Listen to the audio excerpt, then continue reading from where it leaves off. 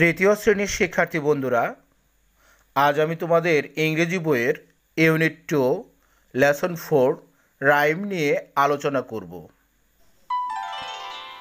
শিক্ষার্থী বন্ধুরা দেখো, ইউনিট 2 লেসন 4 রাইম ছড়া। শিক্ষার্থী বন্ধুরা এসো প্রথমে আমরা ছড়ার শব্দগুলোর অর্থ জেনে নিই। পয়েম, পয়েম অর্থ কবিতা। হাউস, হাউস অর্থ বাড়ি বা ঘর। সি, সি অর্থ দেখা। উইন্ডো, উইন্ডো অর্থ জানালা। ডোর, ডোর অর্থ দরজা। রুফ, রুফ অর্থ ছাদ। ফ্লোর, ফ্লোর অর্থ মেঝে। রিসাইট, রিসাইট অর্থ আবৃত্তি করা। অ্যাগেইন, অ্যাগেইন অর্থ আবার। মেনশন, মেনশন অর্থ উল্লেখ করা। সাম, সাম অর্থ কিছু। শিক্ষার্থী বন্ধুরা দেখো, number A, listen and read the poem ভিলু।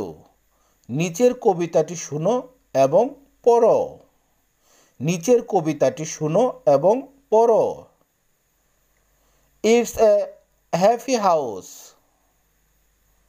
একটি সুখের নীর। ইটস এ হ্যাপি হাউস, একটি সুখের নীর। ইটস এ হাউস, একটি নীর। ইটস এ হ্যাপি হাউস, একটি সুখের নীর। ইটস এ হ্যাপি হাউস, একটি সুখের নীর। ক্যান ইউ সি, তুমি কি দেখতে পাও? হেয়ার ইজ এ উইন্ডো, এখানে জানালা আছে। হেয়ার ইজ এ ডোর, আছে দুয়ার বা দরজা এখানে। হেয়ার ইজ এ রুফ, ছাদ আছে। And here is a floor, আছে একটি মেঝে। ইটস এ হাউস, এটি একটি নীর। ইটস এ হ্যাপি হাউস, একটি সুখের নীর। ইটস এ হ্যাপি হাউস, একটি সুখের নীর। ফর ইউ অ্যান্ড মি, তোমার আমার তরে। শিক্ষার্থী বন্ধুরা এরপর দেখো, number B, make a list of all the parts of a house mentioned in the rhyme. কবিতাটিতে উল্লেখিত ঘরের সবগুলো অংশের একটি তালিকা তৈরি করো। Can you add some more parts, তুমি কি আরও কিছু অংশের নাম উল্লেখ করতে পারবে? Answer, a list of the parts of a house mentioned in the poem is window, door, roof and floor. কবিতা উল্লেখিত একটি বাড়ির কিছু অংশ হলো জানালা, দরজা, ছাদ এবং মেঝে।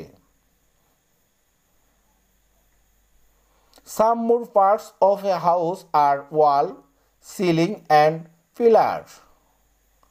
একটি বাড়ির আরও কিছু অংশ হলো দেয়াল, ঘরের ছাদের তল এবং পিলার বা খুঁটি। Share your completed list with your friend, তোমার সমাপ্ত হওয়া তালিকাটি বন্ধুদের সাথে শেয়ার করো। তো শিক্ষার্থী বন্ধুরা, আজ আর নয়, আবার কথা হবে পরবর্তী ক্লাসে। ধন্যবাদ।